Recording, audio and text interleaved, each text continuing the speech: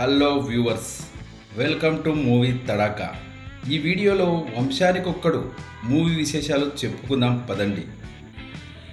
అద్భుతమైన కుటుంబ కథా చిత్రంగా వచ్చిన వంశానికొక్కడు మంచి విజయాన్ని అందుకుంది.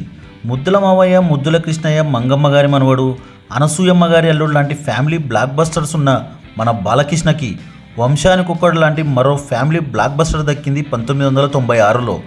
ప్రతి సంక్రాంతి దాదాపు బాలయ్య సినిమా తప్పకుండా ఉంటుంది. సంక్రాంతి అంటే ఫ్యామిలీతో జరుపుకునే తెలుగువారి పెద్ద పండుగ. బాలయ్య సినిమాలు ఫ్యామిలీస్ని బాగా ఆకర్షిస్తాయి.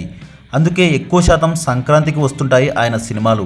జనవరి 5న 1996లో వంశానికొక్కడు సినిమా విడుదలైంది. ఈ సినిమా నందమూరి అభిమానుల హంగామాతో ఎంతో అట్టహాసంగా అన్ని ఏరియాల్లో రిలీజ్ అయింది. రిలీజ్ అయిన మొదటి వారం రికార్డు వసూళ్లను రాబట్టింది. శరత్ దర్శకత్వంలో వచ్చిన ఈ సినిమాలో బాలయ్య సరసన రమ్యకృష్ణ, ఆమని నటించారు. కోటి అందించిన మ్యూజిక్ సినిమాకే హైలైట్గా నిలిచింది. ఒక రకంగా వంశానికొక్కడు మ్యూజికల్ హిట్ మూవీనే.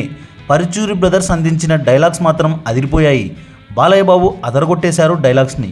మొదటి వారం రికార్డు వసూళ్ళని బద్దలు కొట్టి రెండో వారంలో కూడా మంచి కలెక్షన్లు వస్తున్న సమయంలో బాలకృష్ణ తండ్రి ఎన్టీఆర్ గారు మరణించడంతో ఎంతో విషాదకరం.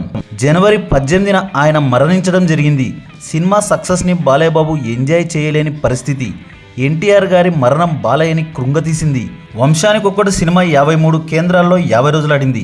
12 కేంద్రాల్లో 100 రోజులు ఆడింది. చాలా కేంద్రాల్లో ముందే తీసేయడం జరిగింది. బాలకృష్ణ 66వ చిత్రంగా వచ్చిన వంశానికొక్కడు. ఈ సినిమాలో బాలయ్య నటన అద్భుతంగా ఉంటుంది.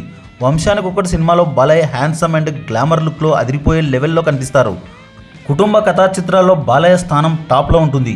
శరత్ బాలయ్య కాంబోలో వచ్చిన వంశానికొక్కడు సినిమా హిట్ అవ్వడంతో వీరి కాంబోలో పెద్దన్నయ్య లాంటి మరో ఫ్యామిలీ బ్లాక్ బస్టర్ వచ్చి బిగ్ సక్సెస్ అయ్యింది. మరో ఇంట్రెస్టింగ్ టాపిక్తో మళ్ళీ కలుద్దాం. ఈ వీడియో కనుక మీకు నచ్చినట్లయితే like, share, comment and subscribe చేయండి.